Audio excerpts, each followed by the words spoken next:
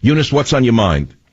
Dr. Savage, we need immigration reforms because immigrants do jobs that no American do. All right, well, I know you have a script in front of you, so you're telling me the kids, the so-called DACA recipients, are picking lettuce?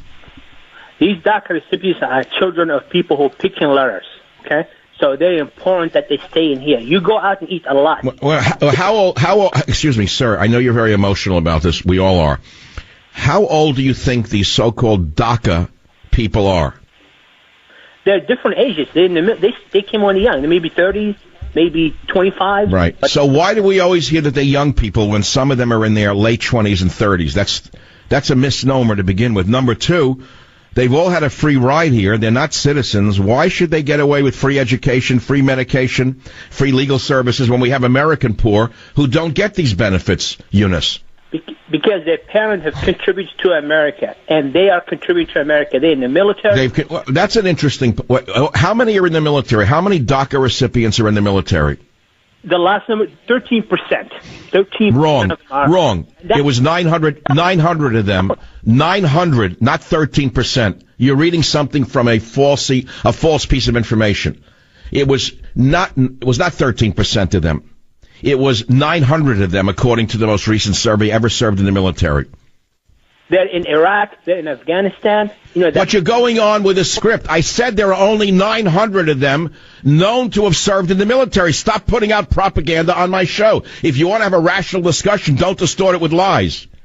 I'm not, Dr. Savage. This is from the Pew Research. I'm looking at it Google right now. Oh, Pew Research, a very reliable source of left-wing fake news. I have the real news. It's not 13% were in the military. It's 900 of them. And how many immigrants do you think are under the DACA flag? How many? What number? The last number that I heard was about 800,000. Well, the actual number is about 4 million. So again, that's Pew Research, the same lying organization that's been putting out the big lie for well over 20 years, saying there's 11 million illegal immigrants in America, when we know it's closer to 40 to 50 million. It's not 11 million. So all of their data is wrong. And that is why Donald Trump was elected. It was to straighten this garbage out and make sure Americans come first, not last. We're sick and tired of riding in the back of the bus in our own damn country. That's all. Okay, look, I can go hot, I can go cold, I can go soft, I can go hard, I can go light, I can go heavy. I can talk on one, I can dance on two. And the fact of the matter is, I'm not going to put up with garbage, because as a trained scientist with a real earned PhD and 30 published books to my credit, I know data, and I specialize in data. And I'm not going to let anyone push false data on this show, because it's all about numbers. And the fact of the matter is, the American poor are the ones who are suffering the most, not the American rich. Here's the part I don't understand. We live in America. The English language is the language of the land. They won't learn the language. We have driver's licenses in God knows how many languages, voting pamphlets in San Francisco in 16 languages. It's all crap. You come here, if you can't read or write the language, how can you know what you're voting on unless you read Nancy Pelosi's booklet, which tells you to vote for any pet project she may have? No, English only. I want that passed. Borders, language, culture. If you can't read the language, then you don't vote. We don't want ballots in 20 languages, which make sure that socialism and cronyism prevail.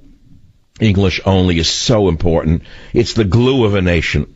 Every other nation on earth makes you vote in the language of the land. Every other nation on earth that I know of has firm borders, a firm language, and a firm culture. And I want it back. That's why I've been writing about it for 20 years. And so do most liberals that I talk to, by the way. They understand that they're being overrun as well. They won't say it because they're all cowardly. But they listen to this show in droves, because they don't know who else to listen to. They've lost their own country because of their kindness. Make no mistake about it. Many liberal people are kind people, but they're also cowardly because they won't say what has to be said.